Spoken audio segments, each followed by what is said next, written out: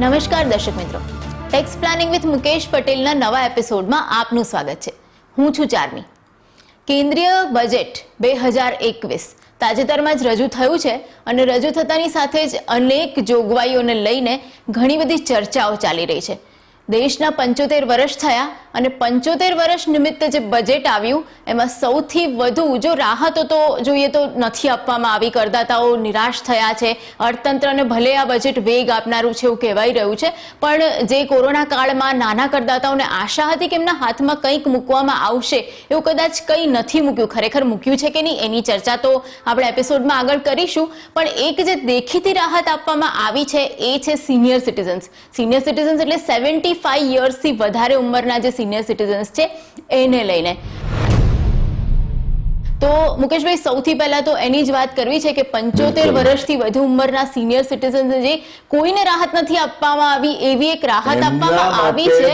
એક નવો શબ્દ પ્રયોગ, કારણ કે આમ તો સિનિયર સિટીઝન એટલે 60+ વાળા. એક સમય હતો કે જ્યારે સુપર સિનિયર્સ હતા 80+, પછી એ સુપર સિનિયર્સ ની કેટેગરી ઉડાવી દીધી અને હવે સ્પેસિફાઈડ સિનિયર સિટીઝન્સ એટલે નિયત કરેલા એક આ નવો શબ્દ પ્રયોગ આવ્યો છે. તો આપણા આ બજેટ સ્પેશિયલ ની શરૂઆત આપણે એનાથી જ કરીએ. ચોક્કસ. અને એને જ લઈને એક સવાલ પણ આવ્યો છે અમિતભાઈ શાહનો. મારા ફાધર 75 વર્ષના છે. બજેટમાં નાણામંત્રી શ્રીએ 75 વર્ષથી વધુ વયની સિનિયર સિટીઝન માટે જે રાહત જાહેર કરી છે તે વિશે વ્યવહારનું માર્ગદર્શન આપશો. તમારા પિતાશ્રી 75 વર્ષથી વધુ વયના ભારતના રહીશ છે, એટલે જે સેક્શન છે એક 194P અને જેની સાથે કનેક્ટેડ જે 139 જેમાં આવકવેરા રિટર્ન ભરવાની જોગવાઈ છે. ઇનફેક્ટ ચાર્મી, જ્યારે અંદાજપત્રની રજૂઆત થઈને અને નાણામંત્રી બોલ્યા કે 75 વર્ષ ઉપરનાને હું એક ખાસ રાહત આપવા માંગુ છું, ત્યારે બધાને એમ થઈ ગયું ઘણીવાર તો કે ચાલો આખી જિંદગી બહુ ટેક્સ ભર્યો, હવે 75 પછી તો નાણામંત્રી કહે છે કે તમને આવકવેરાના બોજમાંથી મુક્ત રાખીએ. પણ ના, તમને આવકવેરા રિટર્ન જે ભરવું પડે છે ને એમાંથી. અને એ પણ જો નીટ એન્ડ ક્લીન હોત ને તો હું ચોક્કસ એનું બહુ જ હૃદયપૂર્વક સ્વાગત કરત. પણ જેમ પેલી આપણી આજે માર્કેટિંગમાં ટર્મ્સ એન્ડ કન્ડિશન્સ એપ્લાય, પેલી ફૂદડી આવી જાય ને.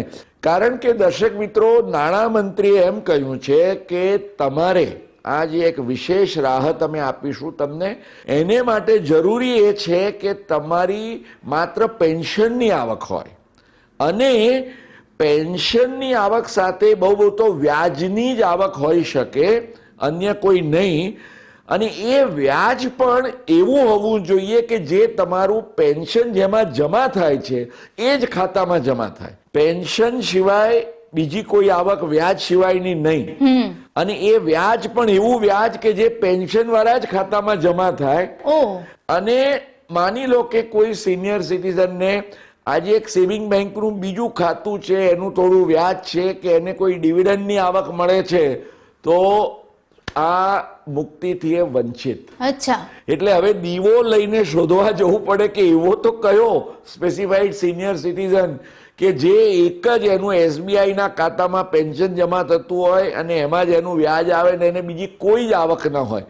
હું માનું છું ચાર્મી, આ એક કદાચ થોડી મશ્કરી થઈ હોય ને આપણા વરિષ્ઠ વયના નાગરિકો સાથે. આઈ વુડ સ્ટ્રોંગલી અર્જ આપણા દર્શક મિત્રો પણ આ અંગે એમનો પ્રતિભાવ નાણામંત્રીને મોકલે અને નિર્મલાજી ચોક્કસ આના પર જ્યારે એમણે એવું કીધું કે 75 વર્ષ નિમિત્તે અમે 75 વર્ષથી વધુ વયના લોકોને આપવા માંગીએ છીએ, તો પછી રાહત પૂરેપૂરી આપવા જેવી હશે. ફૂદડીઓ નું નિરાકરણ લાવે એટલું આપણે ચોક્કસી છીએ. ચોક્કસ. મુકેશભાઈ, એની સાથે સાથે આપણે જોઈએ તો રાહત આ તો છેતરામણી છે, બીજી કોઈ એસચ રાહત નથી, પણ એક જે રિટર્ન ભરવામાં રાહત કહી શકાય એવી એક જાહેરાત એમણે કરી છે અને એને જ લઈને શ્રુતિબેન ચુડગરનો સવાલ આવ્યો છે. નિર્મલાજીએ તેમના બજેટ પ્રવચનમાં આવકવેરા રિટર્ન ફાઇલ કરવા સંબંધી પ્રી ફાઇલ રિટર્ન અંગે વાત કરી. તો એનાથી કરદાતાને શું લાભ થઈ શકે તે જણાવશો? ઇનફેક્ટ આ પ્રી ફિલ્ડ ઇન્કમ ટેક્સ રિટર્નની જોગવાઈ આમ તો આ ચાલુ આકારણી વર્ષ 2020-21થી જ અમલીકરણ એનું થઈ ચૂક્યું છે, કારણ કે દર્શક મિત્રોને યાદ હશે કે જે પગારદારો હોય એમની પગારની આવક એ બધી જ ફોર્મ 16ની કમ્પ્લીટ ડિટેલ્સ તમારા આવકવેરા રિટર્નમાં આવી જાય છે. તમારી વ્યાજની આવક છે એ પણ જે બેંક ડિપોઝિટ્સમાં જ્યાં કેપ્ચર થઈ હોય એના આધારે 26 ASમાંથી તમારા ફોર્મમાં આવી જાય છે. આમાં નાણામંત્રીને I would certainly give her marks for her approach. ડર એ હતો કે કોરોના સેસ એનું ઇન્જેક્શન તો અમને મળ્યા વગર નહીં રહે, વેક્સિન તો જ્યારે મળશે પણ એ પહેલા અમને આ ઇન્જેક્શન ટેક્સ તો લાગી જશે. ફોર્ચ્યુનેટલી કોરોના સેસમાંથી તો નાણામંત્રીએ સૌને મુક્ત રાખ્યા છે. એમણે એમ કહ્યું કે now we wish to raise tax revenues through greater voluntary compliance.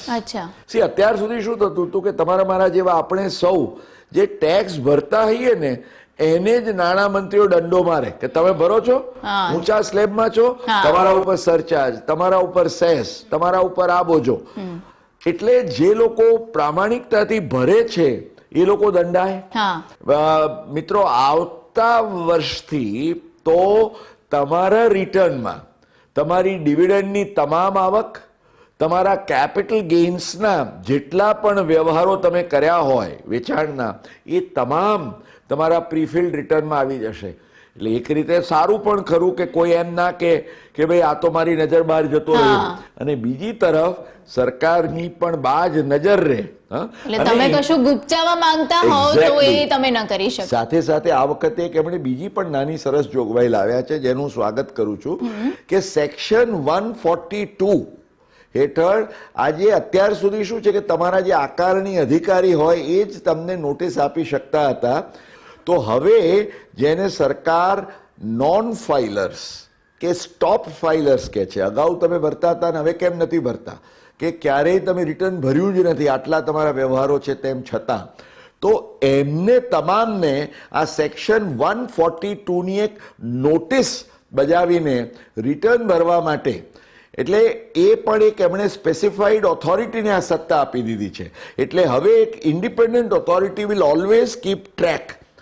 એટલે આ જે અત્યારે ઓલરેડી આપણા લગભગ 6,80,00,000 રિટર્ન ફાઇલ કરનાર છે, મને આશ્ચર્ય નહીં થાય કે જો 1 કે 2 વર્ષમાં આંકડો 10 કરોડને પાર કરી જાય. અચ્છા મુકેશભાઈ, બીજી તો કોઈ રાહતો નથી આપી, પણ હાઉસિંગ સેક્ટરને બૂસ્ટ આપવા માટે કદાચ આ બજેટમાં ઘણી બધી જાહેરાતો થઈ છે અને એનો લાભ કદાચ રિયલ એસ્ટેટને તો મળશે જ, પણ એની સાથે સાથે જે ઘર ખરીદનારા લોકો છે એને પણ મળી શકે છે. તો એને જ લઈને એક સવાલ આવે છે ભૃગેશભાઈ ત્રિવેદીનો. કન્સ્ટ્રક્શનના વ્યવસાય સાથે સંકળાયેલો હોવાથી એને લગતો એક સવાલ છે. નવા બજેટમાં નાણામંત્રી શ્રીમતીજીએ રેસિડેન્શિયલ હાઉસિંગ માટે ઘણી બધી જાહેરાતો કરી છે. એનો લાભ રિયલ એસ્ટેટ ડેવલપરને અને નવા ઘરમાં રોકાણ કરનાર કરદાતાઓને કેવી રીતે મળી શકે? ચારમી, આ અંદાજપત્રમાં આમ કોઈ નવી રાહત નથી, પણ 3 જે વાત કરવામાં આવી, એક તો આપણે જેના વિશે અગાઉ ચર્ચા કરી ચૂક્યા છીએ કે સેક્શન 80EE. તો આ 80EEમાં એમણે જે તમે અત્યારે 2 લાખનું જે રેગ્યુલર ઇન્ટરેસ્ટ તમને સેક્શન 24માં હાઉસિંગ માટે મળે છે, તો નિયત શરતોને આધીન જો તમે પ્રથમવારનું તમારું એક ઘરમાં રોકાણ કરતા હો અને if that is your only house, 45 લાખની અંદર હોય વગેરે શરતો આપણે અગાઉ ચર્ચા કરી ચૂક્યા છીએ, તો જે વધારાનું 1.5 લાખ રૂપિયાની કપાતની જોગવાઈ છે એ આમ તો ગત 1 જ વર્ષ માટે હતી, એને આ વર્ષમાં 2020-21માં પણ એને આગળ ખેંચવામાં આવી, વધુ 1 વર્ષ માટે તમને તક આપી છે. એટલે જો તમે ચાલુ વર્ષમાં કે ઇવન આગામી નાણાકીય વર્ષમાં તમારું આવું કોઈ નવું ઘર પ્રથમવારનું હોય એમાં તમે રોકાણ કરો તો તમારા 2 લાખ ઉપરાંત 1.5 લાખ એટલે 3.5 લાખ રૂપિયા સુધીની આ 31 માર્ચ 2022 સુધીના ઘરમાં રોકાણ માટે તમને લાભ મળી શકશે. આ ઉપરાંત જે એક એફોર્ડેબલ હાઉસિંગ સ્કીમ જે સેક્શન 80IBA હેઠળ જે નિયત શરતોને આધીન જે રિયલ એસ્ટેટ ડેવલપર્સ છે, જે એફોર્ડેબલ હાઉસિંગના ઘરો બાંધે છે, એમને માટે જે એક સ્પેશિયલ ટેક્સ ડિડક્શનની યોજના હતી, એને પણ એમણે માન્ય સ્કીમ્સ માટે વધુ 1 વર્ષ લંબાવી છે. અને રેન્ટલ હાઉસિંગને પ્રોત્સાહન આપવા માટે સામાન્ય રીતે તો દરેક જણ પોતપોતાનું ઘર વસાવે, પણ જો તમારે વ્યાપાર ઉદ્યોગ વ્યવસાયનો છે એ આમ તો એને આ વર્ષમાં 2020-21 આવીને કામ માટે વસે છે. હવે એ લોકોને અહીં પોતાનું ઘર ન જોઈતું હોય, ભાડાનું ઘર જોઈતું હોય, પણ એ ભાડાના ઘરની અછત વર્તાય છે. એટલે એમણે કહ્યું કે જો આવું એફોર્ડેબલ રેન્ટલ હાઉસિંગ માટે પણ જો નવા ઘરો બનાવાય તો એને અમે આ સ્પેશિયલ ટેક્સ ડિડક્શન ને રિલીફ આપીશું. એના માટેના નિયમો ને જોગવાઈઓ જાહેર થશે. But I think this is again a very welcome provision. પણ એની સાથે સાથે એક જંત્રીને લઈને પણ કંઈક નવી જોગવાઈ કરાઈ છે ને આ વખતે? ચાર્મીબેન, આપણને ખ્યાલ છે કે નવેમ્બરમાં એમણે જે એક એનાઉન્સમેન્ટ કરી નાણામંત્રીએ કે પેલા જે આ વખતે કોરોના કાળના સમયકાળ દરમિયાન યુ સી નવા ઘરને પ્રોત્સાહન મળે. રિયલ એસ્ટેટ ડેવલપર્સની આ માંગ હતી કે ભાઈ અમારા પડી રહ્યા છે ઘરો, એને માટે તમે આપો.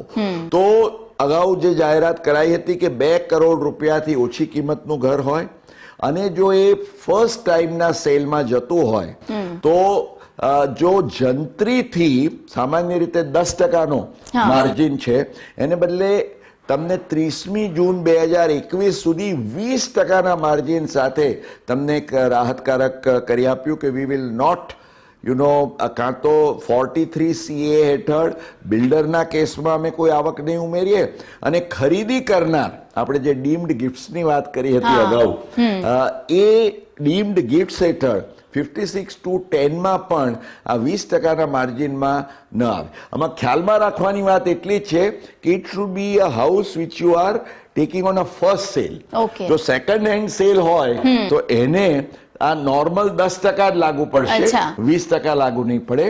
અને તદુપરાંત 30મી જૂન સુધી જ આ રાહત છે, ત્યાર પછી નહીં. ઓકે મુકેશભાઈ, અત્યાર સુધી તો આપણે રાહતોની વાત કરી જે બજેટમાં નાની નાની થોડી કરદાતાઓને આપવામાં આવી છે. તમે કીધું કે જે કોરોના સેસ લાગવાનો હતો એ નથી લાગ્યો એટલે થોડી રાહત છે, પણ એની સાથે સાથે એમણે એક જે પીએફ પર જે ગડબડ ગોટાળો નાનકડો કરી દીધો છે એને જ લઈને એક સવાલ આવ્યો છે ધીરેનભાઈ ગોયલનો. બજેટમાં પ્રોવિડન્ટ ફંડમાં એમ્પ્લોઈઝ કોન્ટ્રીબ્યુશનના સંદર્ભમાં મળતા વ્યાજ ઉપર ટેક્સ લેવાની નવી જોગવાઈ દાખલ કરવામાં આવી છે, તે શું વ્યાજબી ગણાય?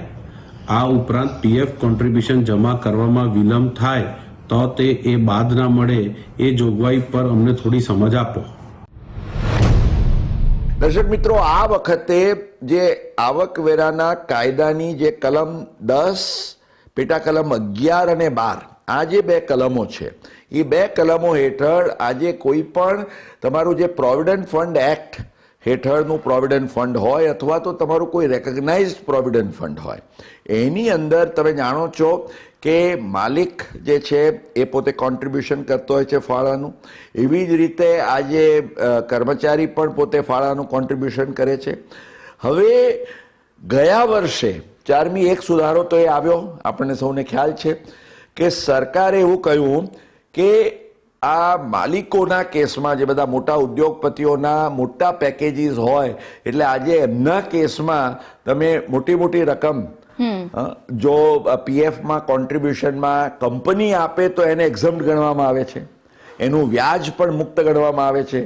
એટલે એ લોકોએ સીલિંગ દાખલ કર્યું 7.5 લાખ રૂપિયા, એટલે રફલી તમે કહો કે લગભગ 85 લાખની આસપાસની રકમ.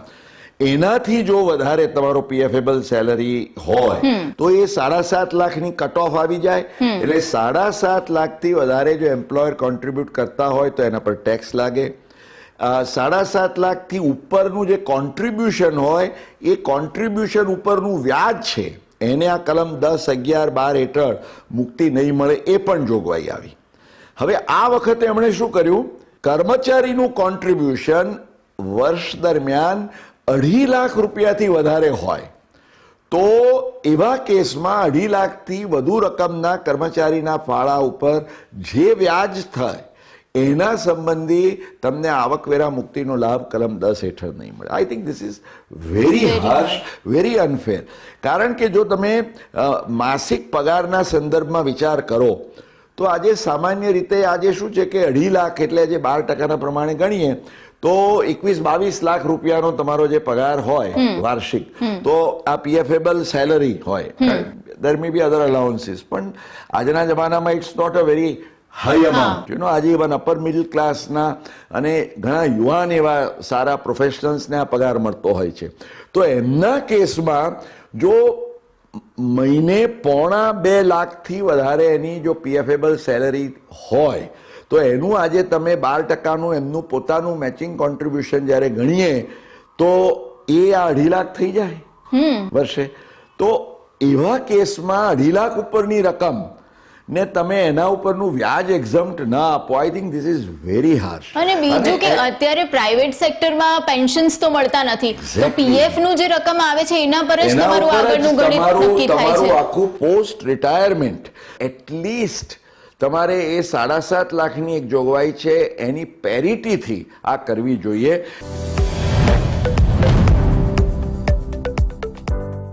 મુકેશભાઈ, યુલિપને લઈને કંઈક જોગવાઈઓમાં ચેન્જીસ કરવામાં આવ્યા છે, તો એને જ લઈને એક સવાલ આવે છે નિલેશભાઈ દવેનો. મારો પ્રશ્ન છે, યુનિટ લિંક ઇન્સ્યોરન્સ પોલિસી અર્થાત યુએલઆઈપી તરીકે પ્રચલિત રોકાણની કરપાત્રતા સંબંધી 2021ના ફાઇનાન્સ બિલમાં કરાયેલ સુધારા સામાન્ય રોકાણકારને કેવી રીતે સ્પર્શે તેની સ્પષ્ટતા કરવા વિનંતી. આને લગતું કહીએ તો માર્કેટની અંદર ઘણા સમયથી વાદ વિવાદ ચર્ચા ચાલતી હતી ચારમી. કારણ કે જ્યારથી આ લોકો ઇક્વિટી ફંડ્સના ઉપર પણ 10%નો ટેક્સ લાવ્યા ને ત્યારથી કે ભાઈ આમાં યુનિટ લિંક્ડ ઇન્સ્યોરન્સ પ્લાન એટલે પેલી સેક્શન 10(10)D હેઠળ જે યુલિપનો પ્લાન હોય એને એમ કે ભાઈ આ insurance policy, no doubt there is an element of insurance in that also, પણ ઇન્સ્યોરન્સની સાથે આમાં માર્કેટ રિલેટેડ ઇન્વેસ્ટમેન્ટના આધારે તમે you go for a much higher profitable return. એટલે 10(10)D હેઠળ અન્યથા તમને કરમુક્તિનો લાભ મળતો હોય તો ખાસ કરીને હાઈ નેટવર્થ ઇન્ડિવિજ્યુઅલ્સમાં તો એવું બનતું કે લોકો મોટી રકમના પ્રીમિયમો, એટલે વર્ષે 2.5 લાખ રૂપિયાથી પણ વધારે પ્રીમિયમ એ લોકો ભરે અને ખાલી કાળજી એટલી લે કે ભાઈ 10%થી વધારે ના હોવું જોઈએ તમારા પ્લાનના પેલા પ્રમાણે, બીકોઝ અધરવાઇઝ તમને 10(10)D નો રાહતનો લાભ ન મળે. એટલે આ વખતે યુલિપમાં જો એક અથવા વધુ પ્લાન્સ, ફોર્ચ્યુનેટલી એમણે જૂના પ્લાન્સને ડિસ્ટર્બ નથી કર્યા, 1 ફેબ્રુઆરી 2021 પછી તમે કોઈ પણ એક અથવા વધુ યુલિપના પ્લાન્સ માટે નાણાકીય વર્ષ દરમિયાન જો 2.5 લાખ રૂપિયાથી વધારે પ્રીમિયમની ચૂકવણી કરી હોય તો અન્ય શરતો પરિપૂર્ણ થતી હોય તો પણ એને 10(10)D હેઠળ સંપૂર્ણ મુક્તિ નહીં મળે. એટલે they will be taxed just like the equity funds, તમારે at the rate of you see 10% જો લિસ્ટેડ હોય તો. અધરવાઇઝ તમારે સામાન્ય રીતે યુલિપ્સ છે દે આર નોટ લિસ્ટેડ, એટલે 20% નો ટેક્સ અને એમાં તમને જે કેપિટલ ગેઇન્સ નું ઇન્ડેક્સેશન હોય એ મળે. આનો એક બીજો લાભ, જો તમે યુલિપમાં રોકાણ કરતા હો અને 10(10)D ની શરતો પરિપૂર્ણ થતી ન હોય એવા કેસમાં યુલિપની પાકતી રકમને કેવી રીતે ટેક્સ કરવી એના વિશે દ્વિધા હતી. એટલે એક સુધારો એવો પણ થયો છે, કારણ કે એમણે આવકવેરાના કાયદાની કલમ 2 હેઠળ સુધારો કરીને આવા પ્લાનને કેપિટલ એસેટ તરીકે ટેક્સ કરવો, એટલે કેપિટલ ગેઇન્સ તરીકે એનું ટેક્સેશન થાય અને not as income from other sources. અને મુકેશભાઈ, અગાઉ આપણે વાત કરી હતી એલટીસી ને લઈને, એલટીસી ની જે કેશ સ્કીમ લાવ્યા હતા એને લઈને પણ કેટલીક જાહેરાતો એમણે કરી છે, તો એને લઈને એક સવાલ આવે છે મુકુંદભાઈ પટેલનો. જેની અગાઉ જાહેરાત કરવામાં આવી હતી તેવી એક્ઝેમ્પશન ફોર એલટીસી કેશ સ્કીમને 2021ના ફાઇનાન્સ બિલમાં દાખલ કરાઈ છે. આ યોજનાનો લાભ લેવા ઈચ્છતા પગારદારોએ શું ખ્યાલમાં રાખવું જોઈએ? આ પ્રકારની જોગવાઈથી ઇવન જીએસટી કલેક્શનને બૂસ્ટ મળે છે. એલટીસીનો તમે અન્યથા કરમુક્તિનો લાભ લઈ શકતા નથી, કારણ કે કોરોના કાળમાં તમે ક્યાં ફરવા જાઓ. એટલે એલટીસીનું જો તમે કેશમાં રૂપાંતર કરીને કરો, આપણે અગાઉ પણ આના વિશે વિસ્તારપૂર્વક ચર્ચા કરી હતી. ખાલી મુકુંદભાઈની જાણ માટે હું કહી દઉં કે એમણે નાણામંત્રીએ એમ કહ્યું કે તમને આ લાભ આ ચાલુ નાણાકીય વર્ષ માટે મળશે. મુખ્ય બાબતો તમારે એ ખ્યાલમાં રાખવાની છે કે વધુમાં વધુ તમારા ફેમિલીના મેમ્બર દીઠ ડીમ્ડ જે એલટીસી છે કેન બી 36,000 રૂપીઝ. માની લો કે 4 જણનું કુટુંબ હોય તો 36 ગુણ્યા 4 એટલે 1,44,000 રૂપિયા તમારું એલટીસી એક્ઝમ થઈ શકે. અને એના 3 ગણા જો પૈસા તમે વાપર્યા હોય for purposes of purchase of any GST items જેના પર 12% કે વધારે જીએસટી લાગુ થતો હોય, એટલે you can do your planned purchases, તો તમને એની કરમુક્તિનો લાભ મળે. હવે કોઈ એમ કે ભાઈ મને મારા એલટીસી પેકેજની રકમના મેં 50% જ રકમનો હું 3 ટાઈમ્સ ખર્ચો કરું છું, તો in that case pro rata મળે. અને મુકેશભાઈ, આપણે અગાઉ પણ વિવાદ સે વિશ્વાસ સ્કીમની વાત કરી હતી કે એ લંબાવી છે. વિવાદ સે વિશ્વાસ સ્કીમને લઈને સવાલ આવે છે નીરજબેન પારેખનો. નિર્મલાજીએ તેમના બજેટમાં વિવાદ સે વિશ્વાસ ઉપરાંત આવકવેરા અપીલની કાર્યવાહી સંબંધી જે જાહેરાત કરી છે તેને લગતી મહત્વની શું જોગવાઈઓ છે? અત્યાર સુધીની મને લાગે છે કે જે સમાધાન યોજનાઓ કહીએ એમાં this has been one of the most successful schemes. અને આ વિવાદ સે વિશ્વાસ વાળી જે સ્કીમ છે, ઇનફેક્ટ એને સમકક્ષ આ બજેટ હેઠળ એમણે એક ડિસ્પ્યુટ રિઝોલ્યુશન કમિટી ની સ્થાપના કરીને, આપણે પછીથી વાત કરીશું એના વિશે ક્યારેક વધુ વિસ્તારથી, પણ એક જે લિટિગેશન મેનેજમેન્ટ થાય, એક એડવાન્સ રૂલિંગ તરફનું એક આખું ફોકસ અને અભિગમ. એટલે મને લાગે છે કે પછી એમણે એ પણ સ્પષ્ટતા કરી આ અંદાજપત્રમાં કે સેટલમેન્ટ કમિશનમાં જો તમે વિવાદ સે વિશ્વાસનો લાભ લેવા માંગતા હો કોઈ એને લગતા કેસોમાં, તો એ નહીં મળે. એટલે આ વિવાદ સે વિશ્વાસ હવે તમારા માટે બસ 28 ફેબ્રુઆરી સુધી, અને ટેક્સ ભરવો હોય કોઈ પણ એક્સ્ટ્રા બર્ડન વગર તો 31મી માર્ચ સુધી છે. આ તો મુકેશભાઈ આપણે વાત કરી કે જે રાહતો નાની મોટી આપી છે અને જે કર નાખ્યા છે એની, પણ પ્રોસિજરલ આસ્પેક્ટ્સને લઈને ઘણી બધી જાહેરાતો એમણે કરી છે, એના વિશે પણ વાત કરવી છે, પણ એ નેક્સ્ટ એપિસોડમાં, કારણ કે અત્યારે તો સમયનો અભાવ છે.